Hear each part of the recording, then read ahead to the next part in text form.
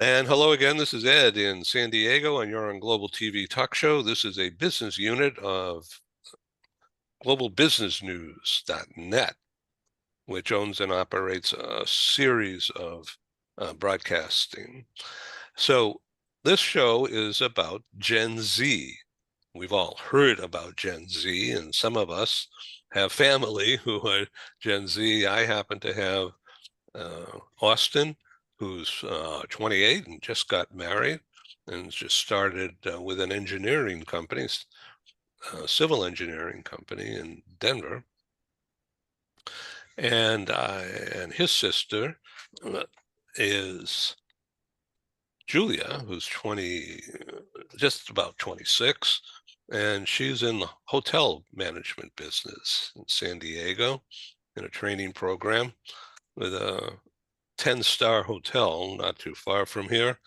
And it turns out, just so you understand, that my Joanne, who has been my life partner for 27 years, um, has been in the travel industry with Expedia and in other companies in a very senior sales role for a long time, now retired. But she brought Julia and Austin into the world of travel many years ago by taking them with their mom, Joanne's daughter, on a European trip, Greece, Italy, Paris. It was their first time. It was really good. And then Julia says, okay, I'm going to be in the travel business. And so she's been learning how to do, uh, how to run the front desk of a hotel, okay, and how to deal with uh, well-heeled rich people who want to stay in a hotel of 10-star magnificence. Okay. And this could be very unsettling for a kid. Okay. But she has had tough times, but now she's in a positive place. And the guy who's her boss happened to be a customer of my Joanne's 15 years ago. And so it's really amazing what a small world it can be within an industry sphere. What do you call it? A vertical. Okay, Natalie, do you understand my drift here? Okay, so we're going to Yes. have a lot of audience of different types here, and people really want to know about Gen Z and what's the problem, and is it normal? And we just got to get over the differences, and because I'm a boomer and very different from the predecessor generation when I was your age. And so it's just the same thing all over again, but the specifics are different. Christian, thank you for having Natalie on the show and for the My idea pleasure. of doing a talk about Gen Z. Sure. So you have one in your household, or two. Two. Two. So have you learned new communication techniques? Yes, one of the ones that we're talking about a lot in our household, and maybe you, Ed, and you can relate, is that it's quite normal that a Gen Z person will be on their phone typing, communicating, not watching something, that too maybe, but typing and communicating actively while having a serious discussion with you. And you can extrapolate that if you put that in the workplace, people are going to be really confused. And my wife and I, to this day, are confused when Natalie or her sister do that. And we say, should we stop talking? Are you distracted? Can you understand what we're saying? Oh yeah, not a problem. And then when we say, this is really weird, we can't do that, my wife and I being Gen X, um, what we get to hear from Natalie is, you can say it, That I'm fully listening. and understanding and participating, and it's just normal. So can you imagine if somebody like Natalie's used to doing that? There's nothing wrong with it, right? It's just what one does, and then is in a semi-formal work meeting just doing it, not thinking anything is wrong here, and just, typing away, talking to their friends, having another conversation in a face-to-face meeting. I'm not talking virtual. So that's definitely one of the things that we had to get used to. Cool. Dr. Ken? Oh, that's obviously very, very interesting. It's on multitasking. It's people really on higher level tasks, it turns out, can't really multitask. They really shift from one to the other while doing them pretty much in the same time. It is remarkable.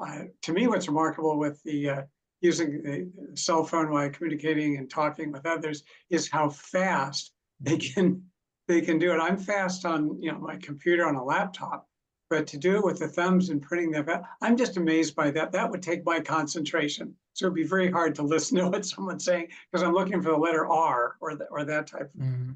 Yeah, I agree with you, but I think the bottom line will be in working with Gen Z is to really understand that they can do this. They've grown up with this. This is comfortable for them. And I'd be more concerned, are the messages being absorbed? Is the work being done? And if this is part of the style, great. That just shows me that there's a wider mental sphere that they're operating in with an ability to do this. I know some people, managers will have meetings and they'll have ground rules. One of the ground rules is no cell phones. So you're in the meeting, no cell phones out when we're talking. Well, that's probably not going to sit well with Gen Z. He'll say, look, we can sit, we can participate, we're listening, we know it all. Ask me anything, and I'm on top of it. So I think that's going to be an adjustment for those who aren't used to clearly what Christian's experiencing and what Natalie's doing with her phone and what so many of Gen Z do. But I would look at it as a plus, not as a problem. I think you have to go into this with an open mind and frankly be respectful, which is also something that Gen Zers are looking for, to be treated with respect and listened to and given recognition and appreciation and understanding, and not expected to just conform to some mold that we've been using for all those years. I would think that for a boomer or an Xer to tell a Zer to shut off the phone and put it away and don't dare touch it, that's like saying, that's my identity. What are you talking about? Exactly. And that only goes so far, right? In the workplace. Yeah. Eventually, that's just not going to fly anymore. So we're already deep in the topic just right now. Yeah. Okay. So, Natalie, from your notes that you shared a few days ago, thank you.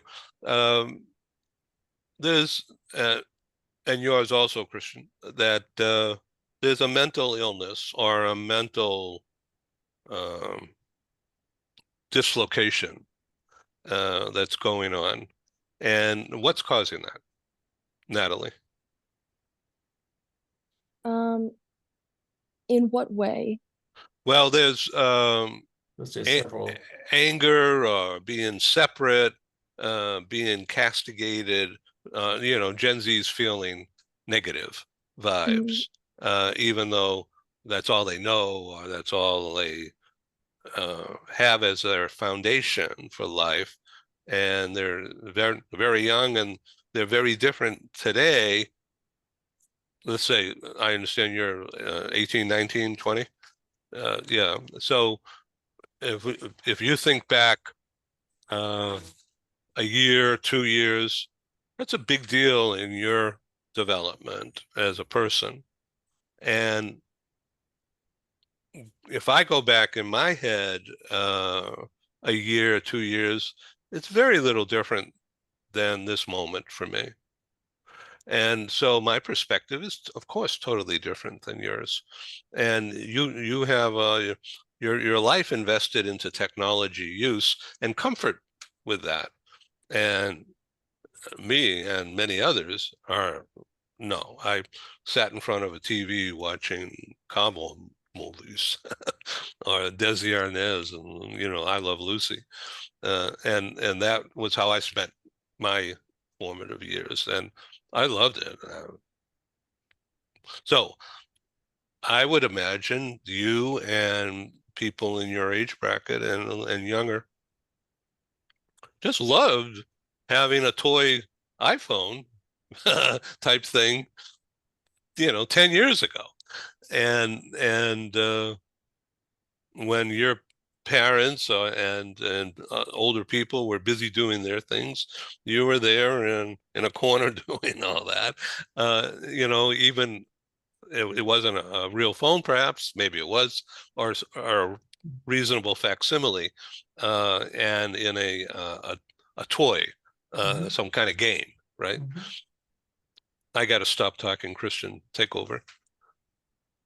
Well, we had the facsimiles too. It's interesting that you mentioned that.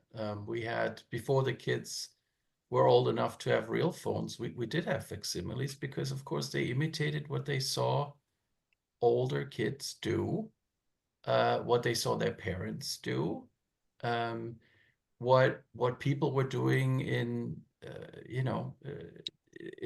the outside world, right? When in public.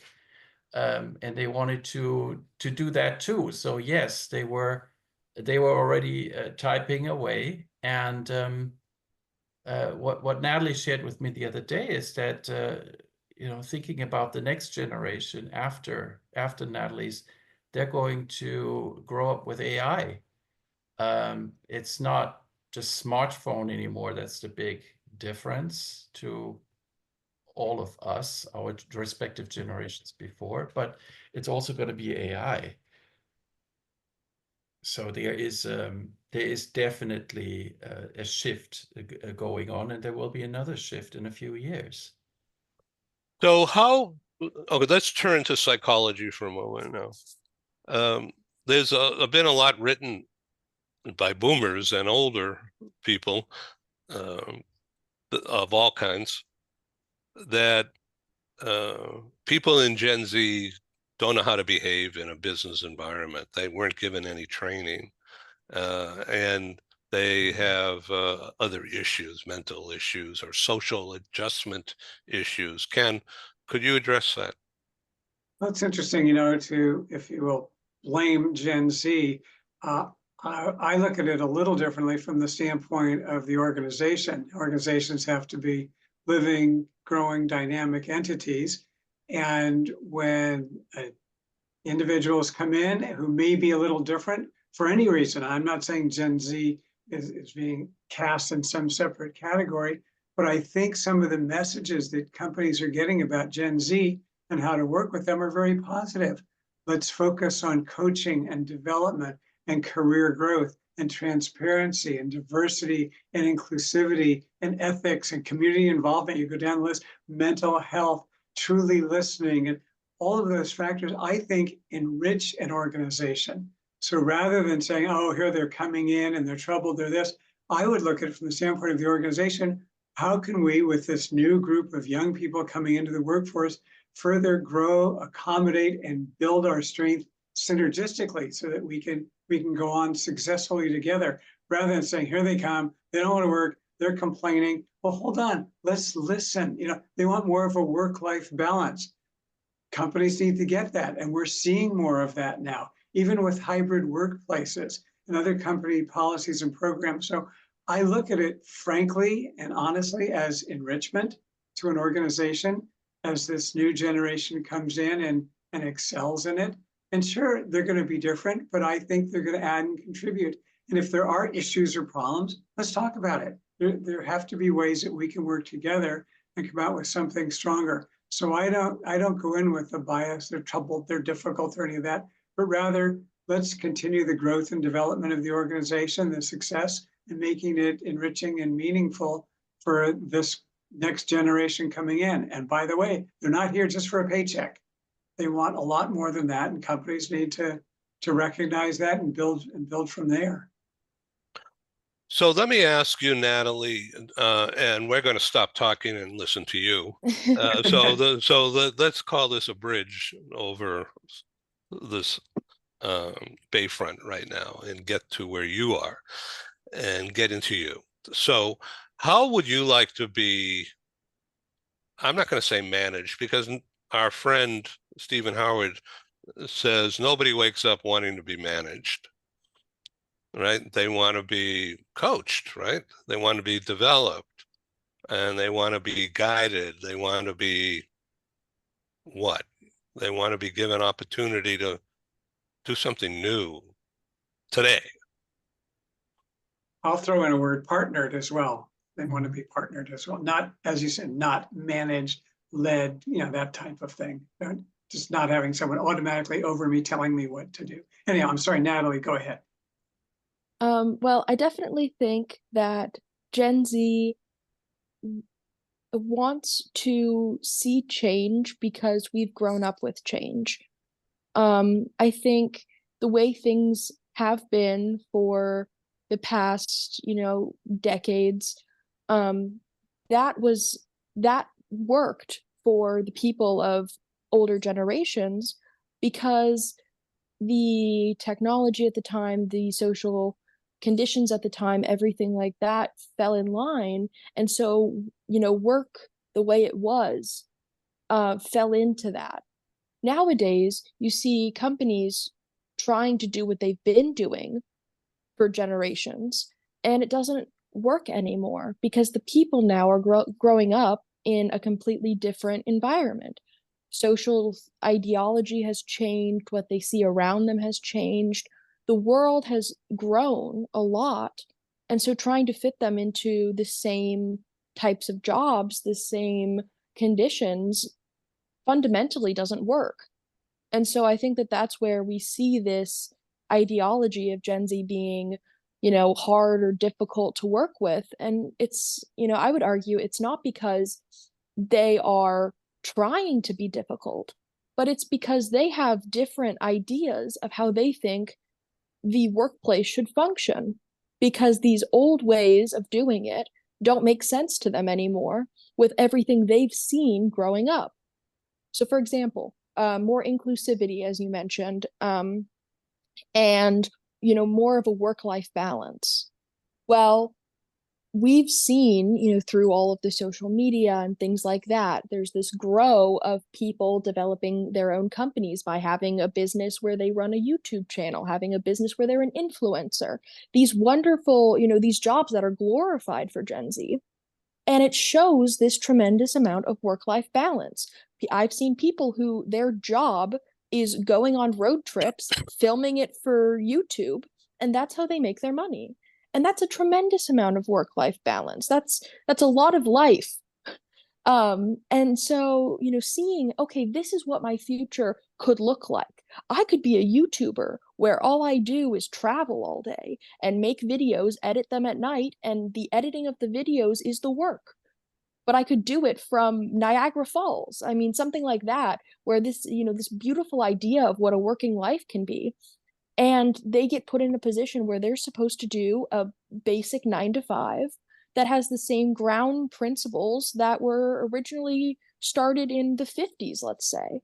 And nowadays, that doesn't work. And so there's a little bit of outcry there. Why do these other people get to go on the move and have these wonderful jobs with wonderful work-life balance, but because I'm living here and this is the nearby job, I suddenly have barely any work-life balance and have to suffer a lot and work a lot. And it's so much when that's not how it has to be. So the ideal would be to let's just say a North Orange County based company down the street from where you're living has a job opening, and you could do remote half the time, but you got to be in Mondays, Thursday, Friday, or something like that.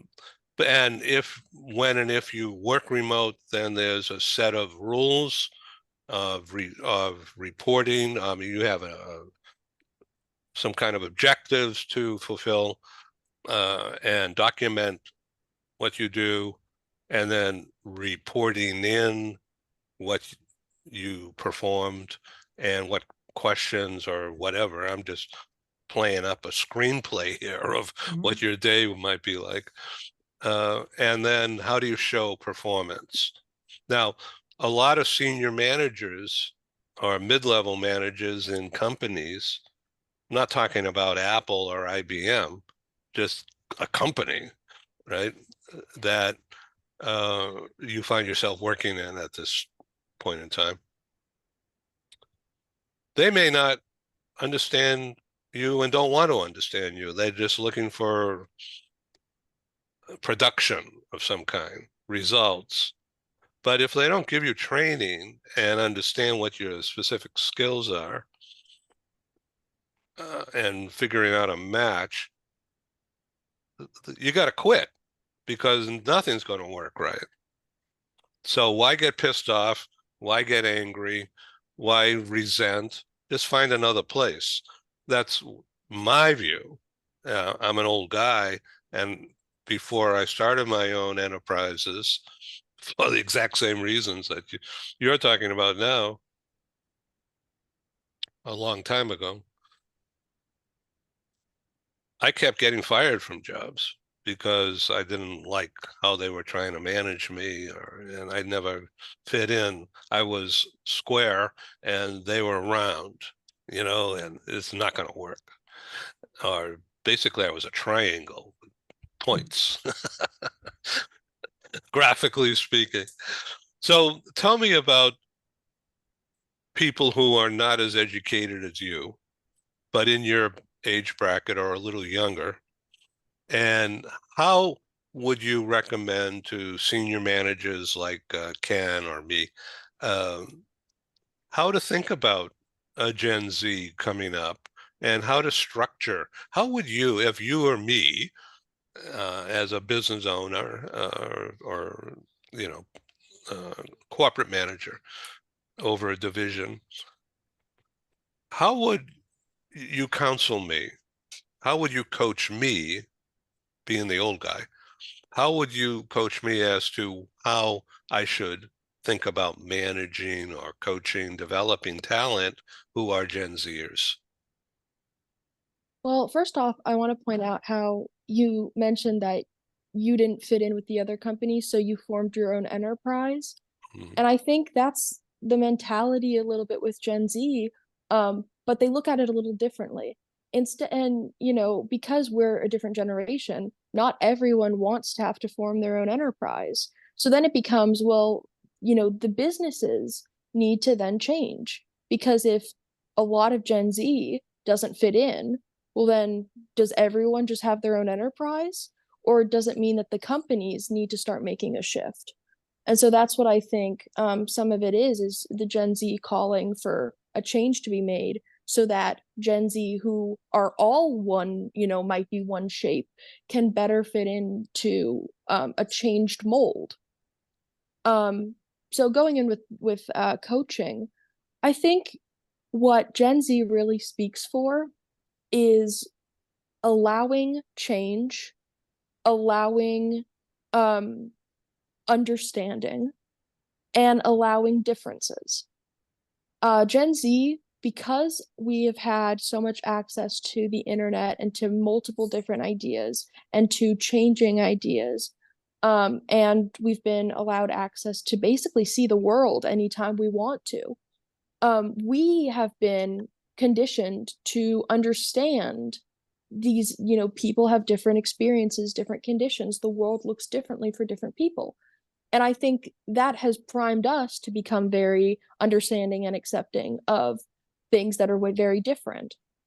And so when it comes to the older generations, they haven't seen the world the way we do. They've seen the world as what they can see, not, picture, not, or I should say, not, YouTube shows from across the world.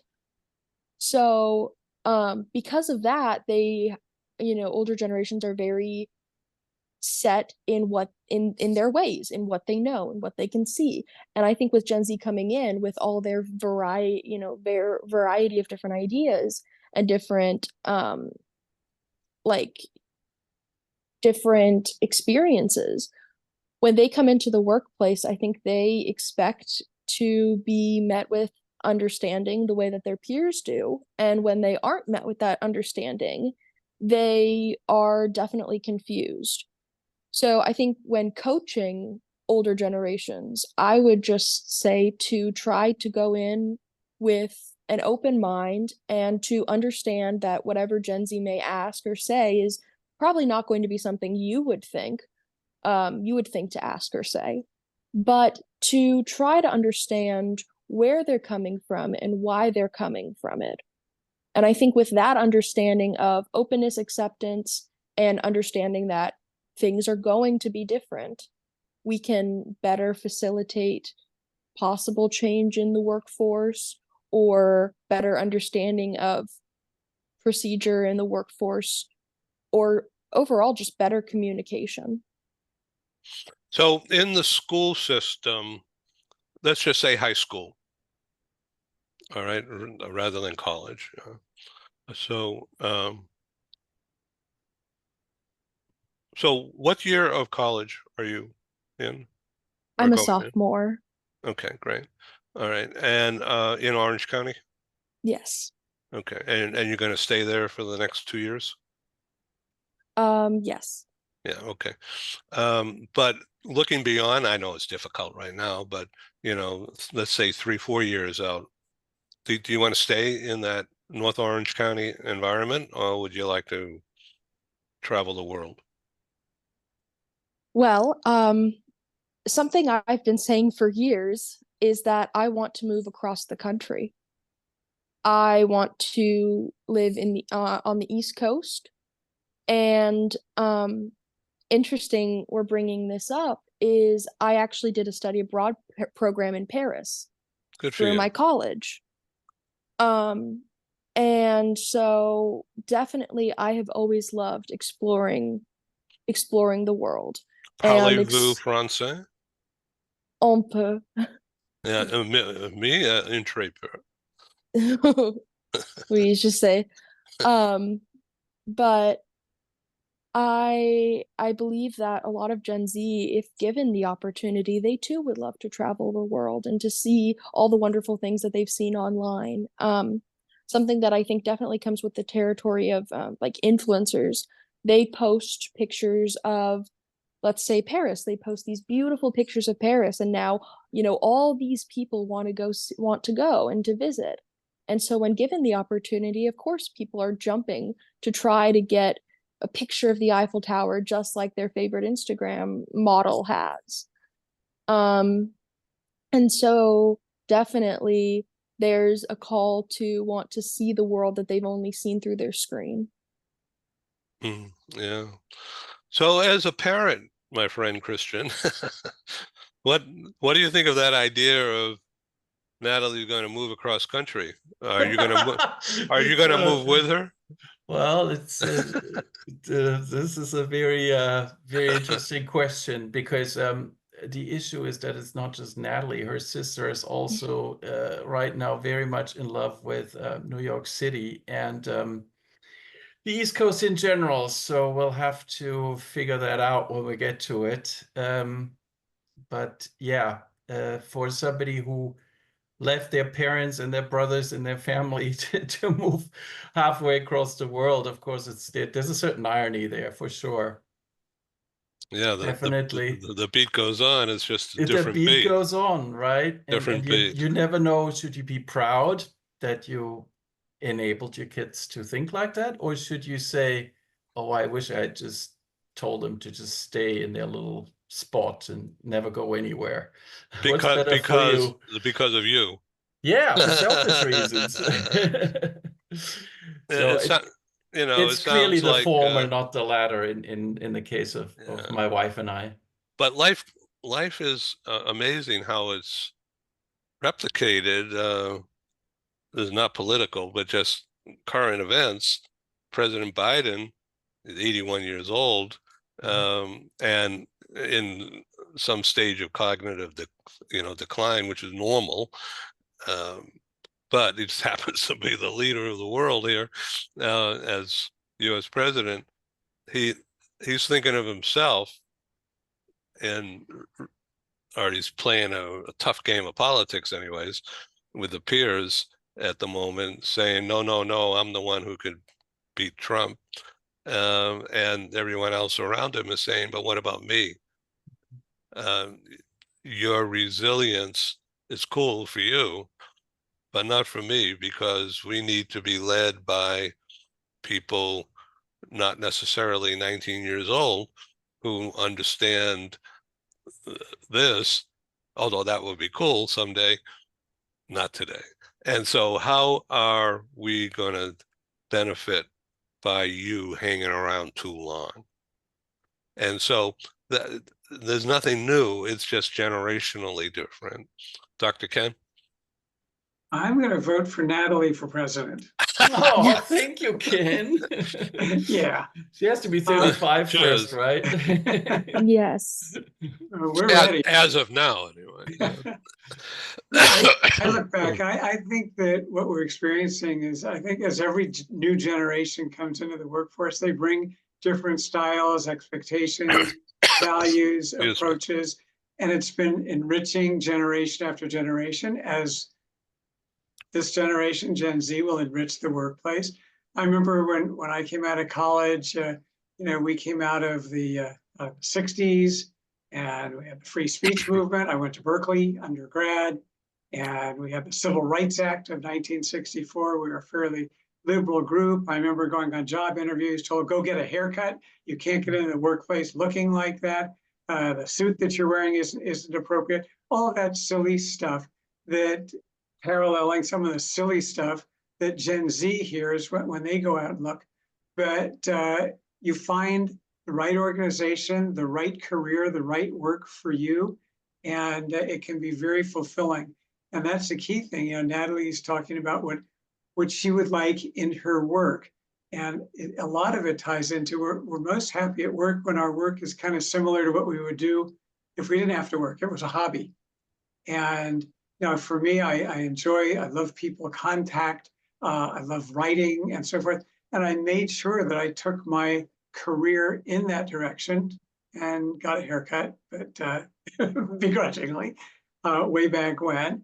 But point being is that I still look at this as enriching. I think Gen Z, as the other generations, will enrich the workplace. And I like the thinking that they're not just going to roll over. Yeah, I'm going to give up everything that I was doing and I'm going to go fall into line and march in some company, but rather I'm me and I have my standards, my values, my expectations, and I want to do more and grow more and learn more and develop more and follow my career dreams.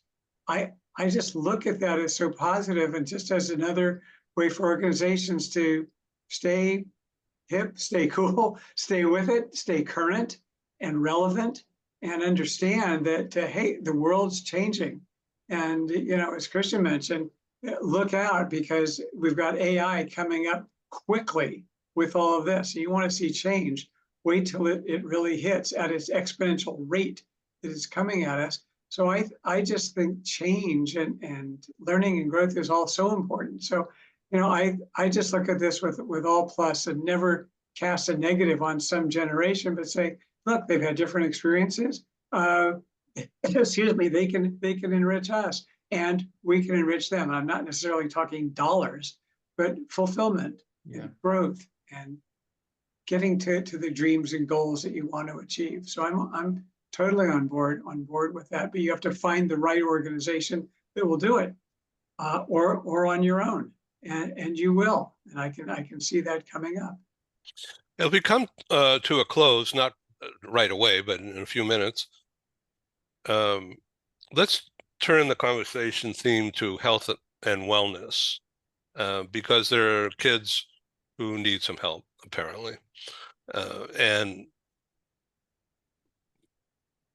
Natalie, how would you describe what kids need in terms of health and wellness today? And social skill learning and the necessity or semi necessity of learning how to do it, blah blah blah. I think one of the issues with Gen Z is that a lot of us have been held very tightly by our parents, very much the mama bird doesn't want their baby to leave the nest. So helicoptering on steroids. Yeah, there's a lot of helicoptering. And I think that that has backfired in ways that parents couldn't have seen. That's backfired in the way of by not allowing for Gen Z to properly leave the nest and try to do things themselves, they now don't have the skills they would have learned.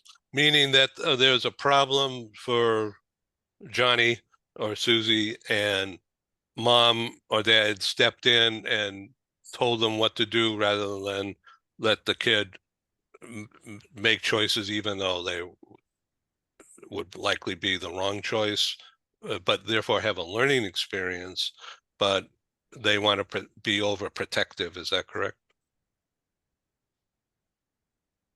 Natalie? You just froze. No. I hear her talking, but she just froze. So Christian, why don't you summarize? Well, that absolutely happens, and that is dangerous. That's kind of the flip side to what we've been talking about, right? The inspiration and they wanting to do things yourself. On the other hand, there's always, oh, there she is. There's Hi. always the parents who are scared, to put it that way, of the child going too far out. I'm just thinking of you, Ed, right? You didn't fit with all that, and you got fired all the time. Well, if I were your parent, I'd say, Ed, I get was it really together. pissed off too. Yeah, get it together. You know, you're not being successful here. And that's this overprotective side that we often see. Now, in our household, we try very, very hard to avoid that. Yeah, we're very conscious that it happens. Of course, we can't help avoiding it sometimes. We are doing too much and not letting Natalie and her sister make their own choices. But it is just surprising to us how often we see Natalie's cohorts relying on their parents, expecting that their parents step in. And my former manager told me, who was a hiring manager, among other things, literally told me how mom would show up to the job interview with their kid. And just that was, you know, in her mind, that was normal. That's how it's done. The kid can't do their own job interview. So that's the other side of it. And I think that companies will have to figure out what's what, right? And then that's where the coaching comes in. You could coach too much and start helicoptering, or you could coach too little, and then they're kind of lost. They're being Gen Z. So Natalie, you were going to say something about this. I heard you talking. Yeah. Basically, I think because of that helicoptering, the skill set, you know, isn't fully there. And I see this a lot, especially like as I get older and as I'm now in college.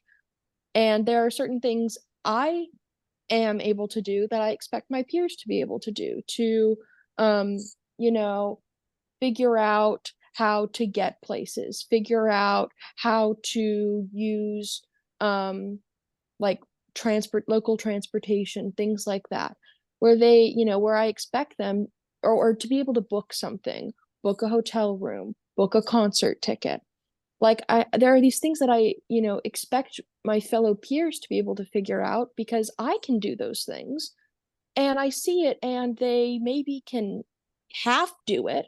They say, "Oh, I want to go to a concert. I'll buy the ticket." Well, how are you going to get there? I don't know. Okay. So it's a little bit of they aren't fully able to always do all these steps because their parents have done it for them, or they have no idea how to do it.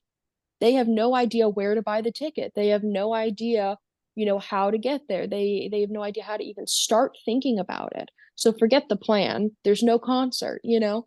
And so that's what I see. I see one of those two things. Either they don't know where to start, or they kind of have an idea, but they haven't really thought it through.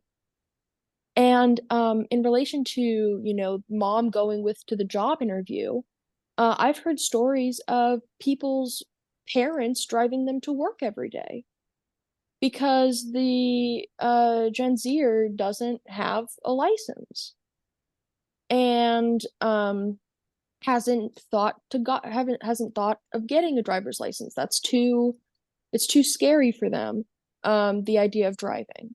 And they don't know how to get a driver's license. They don't know, you know, there's a lot of work that goes into it. And that's, you know, that's too much for them to want to do and put their time and effort into when they know their mom will drive them to work every day.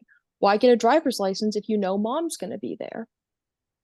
And so that's kind of where I see it mostly play out, is in those situations. So I have to tell you, I have the same issues, but for different causes. So I just went through the motions and was successful in re-upping my TSA pre Mhm. documentation. Yeah. Okay, so I was a frequent gold medallion with Delta, frequent flyer, and COVID just wiped all that out, and then went from there to like zip. And so uh, since in the last year and a half, we've been doing more flying, so my status has gone up to silver from nothing to silver on Delta. And I let my global entry documentation age and self-cancel. So now I have to go through the process of renewal. And I have to tell you, that's a pain in the you-know-what. and a lot of paperwork, and it's just, so you go online to globalentry.gov or whatever, and I haven't done it yet because I'm sort of afraid to do it. All right, I'm not sure I know what to do, right? So but I'm going to do it because I know that it will work eventually and will cost $200 or something, just so I can avoid standing in the longer lines when I re-enter the US, which I've done a few times since COVID went away. And yeah, uh, when I have global entry, you know, you put your hand on the machine and blah blah blah, you know, no criminal record or whatever, so you go right through.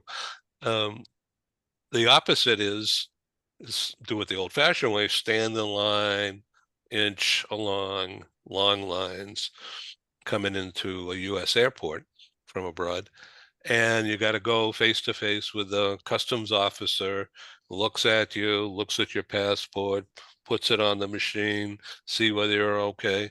And all of that could take an hour Mhm. as opposed to 10 minutes with global entry. So there's a big time savings.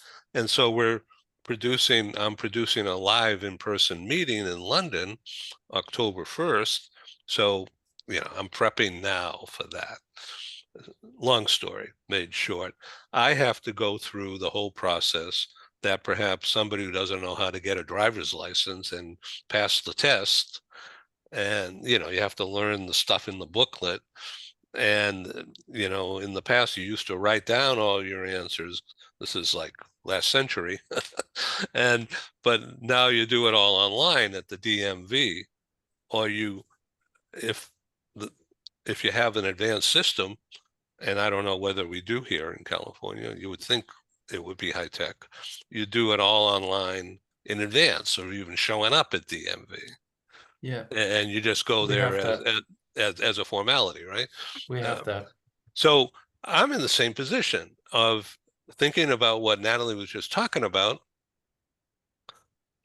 God, driving, all these people going through red lights now, and crashes, and you know, who knows what going to happen to me out there on the highways. and I'm afraid. And so on, do I really need to learn how to drive? And so that's a psychological issue more than a learning issue. Now, I don't know how to fix that other than through some kind of combination of indoctrination or education, maybe through a YouTube video. I don't know. Ken, take over. Well, first, Natalie, I want to thank you for sharing your insights. It just really expressed so clearly and so intelligently. And it's just a pleasure to listen to you talk. Just one thing, Ed, where you had said that you were sort of a square and a peg and a round hole. You were a square, and then you said no, you're more of a triangle. And that immediately brought to my mind, a triangle, it's not tough to turn a triangle into a star. And I think if we have employees that are shaped like triangles, I think there may be a star there. That's just my attitude. And it goes back to my grandmother, who was born in San Francisco in, I think it was 1887. And she used to tell us, wouldn't life be boring if we were all the same? And I grew up with that, cherishing and just enjoying the differences in people and their styles, their values, the whole aspect of diversity coming from her, who is, as she called it, a daughter of the Golden West, but such an interesting person. But that's how I really ended up seeing the world. I look at all these differences as positives, as pluses, and again, as just sources of great things to go forward in the future. So I approach certainly Gen Z and God willing future generations with the same positivity. And how can we work together and really make everything even better? And again, whether you're an influencer or whether you're going out and doing stuff on YouTube, or whether you're working in a basic kind of job, if it's fulfilling and satisfying and rewarding and meaningful, and the company is responding to you, listening to you, respecting you, open, transparency, mental and physical focus on well-being, I mean, it can be a truly positive outcome. So I approach the influx of Gen Z, the presence of Gen Z, very positively. And yeah, I get very concerned. You talk about what's happened with helicoptering, and I look at our son. We have 3 children. Our son lives in New York, and not helicoptered, but that didn't stop him from going to New York, getting a job there in finance and marketing, and while he was at it, climbing Machu Picchu and Kilimanjaro, where helicopters can't even go. So I think there was a subtle message there. But once again, Natalie, great insights, and thank you so much for sharing them with us today. Just excellent. So Thank you. did we leave anything out that you would like to cover today, Natalie? I would just like to add that I personally think, in a nice way to wrap this up, I think Gen Z isn't that different when you look at other generations with kind of a similar historical mindset. Yes, Gen Z is very different from boomers, but then again, boomers were very different from the late 1800s. If you're trying to think of, the 60s or the 70s, when you have the Civil Rights Act and things like that, where, you have like the hippies and everything, where there's this new movement, people who, used to be in the late 1800 workhouses or whatever wouldn't even be able to understand. Or, parents of, children during the 1950s, when they had, the idea of post World War II nuclear family, then trying to understand the rise in LGBTQ rights. That's also something that, was hard to understand. And so I think that we're looking at Gen Z kind of from the perspective of right now. Right now, Gen Z is different than it was. But I think when you look overall at any person from any generation, people are always different than they were. There's going to be growth and there's going to be change. And like I said earlier, it's just the difference of growing up with a different generation. And so instead of, looking at Gen Z like it's this doomed generation. I think we should instead look at it, as new ideas and a new era of society. And, there's always going to be change. And Gen Z seems to be bringing about positive change, definitely, with how inclusive and understanding they are. And so let's, as Ken said, let's embrace that. And let's understand that just because it's different doesn't mean that it's wrong or inconvenient. It can be a very beautiful change. Thank you so much for that insight and that intelligence. It's an intelligence briefing, if you will. So one thing I'd like to leave you with, and maybe you come back to the next edition that we're going to do on this topic in a few weeks, sometime in August. I don't have a date yet. What can Gen Z teach me and others about how to deal with AI in the workplace? Because some companies are going to, and there already are, preparing for mass layoffs if and when AI can be controlled and directed to do certain things, because it's an unknown whether it can do all those things that we're thinking about. But let's just assume that it can.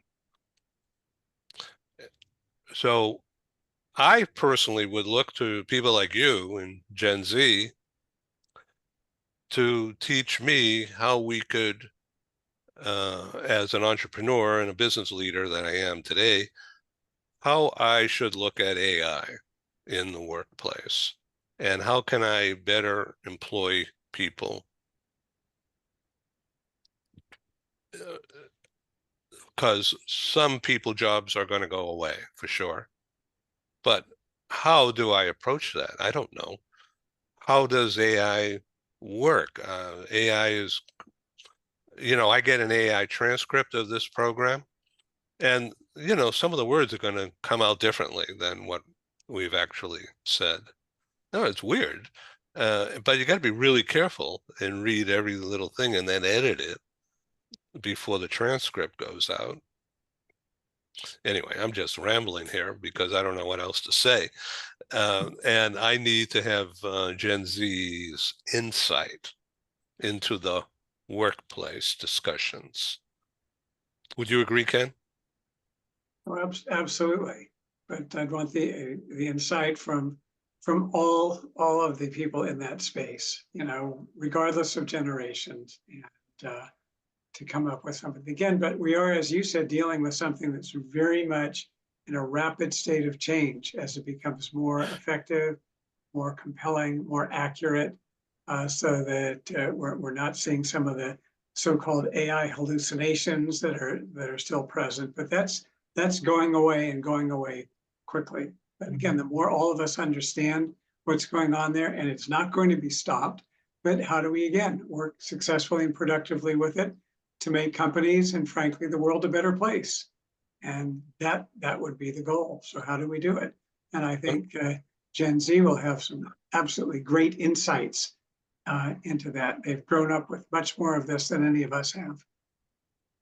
Okay, Christian, so you're a corporate manager in a structure, and although in between right now, that's probably what you're going to get back into if you can. Yeah. And AI is coming at you on this side, and Gen Z is coming at you on that side. And the world of mobility management is definitely changing. Oh, yeah. Not sure to what, but it'll be different from 2 years ago, for sure. And what do you think of all this as we come to a close here? Well, as a manager, the first thought that comes to mind is particularly when working with Gen Z. And Natalie knows that that's what my wife and I are trying to teach our kids. Critical thinking will become extremely important because AI, as good as it is today, and it's going to get better and better, of course, will always be artificial. That's what it is. That's what it says, right? Artificial intelligence. How do you work with that? Well, the answer is you have to apply critical thinking skills to see how accurate is it? You know, would it lead to horrible decisions if it were just as applied as is? As a manager, I would try to tell my team, use AI, but be cognizant of that, be critical. Use your mind and don't just rely on AI. Natalie told me stories about her stay in Paris when some of her colleagues tried to write papers, for college papers with AI, and the professor immediately caught that it was written by AI. Don't do that. Rely on the human brain and not just on artificial intelligence. And it's the same thought for college papers as it is for business decisions. Don't let a bot make your business decisions. Fascinating. Thank you all for being on Global TV Talk Show. Thank you for And having Thank us. you. please come back. Yeah. Thank you very much. Right. Thank you, Ken. Well, thank you, and thank you, Natalie, and obviously thanks, Ed. Just another interesting discussion. Thanks very, very much for sharing all these insights. It's great. Natalie, nice to meet you. Thank Thank you. you. Nice to meet you too. Your voice matters. Please come back. Yes, definitely. Thank you. Thank you. Bye-bye.